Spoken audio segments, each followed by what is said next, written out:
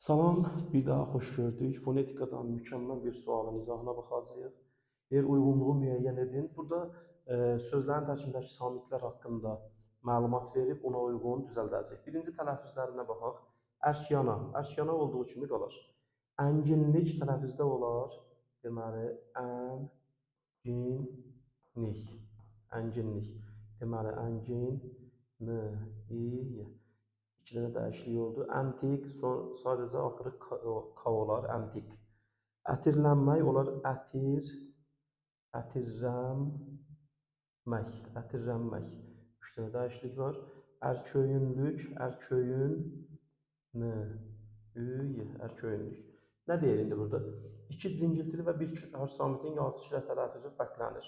Deməli, ətir, burada l, bir cingiltili, n, iki. 2-də olub xışdırıq. Deməli, bu B 1-ə aiddir. Çünki gördünüz, 2 cingiltili bir kar dəyişilib. Cingiltili samit tələffüzdə kar samitə keçib. Budur, əntiq, əntik olub. Deməli, 2-yə E yazaq.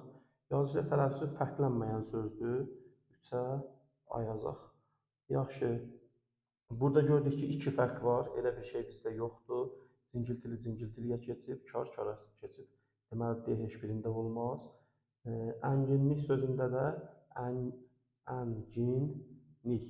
Bir cingiltili cingiltiyə keçib, bir kar kara keçib. Başqa heç nə yoxdur. Deməli, 1B, 2E, 3A. 1B, 2E, 3A. Gördünüz, düzgün cavabımız B variantı.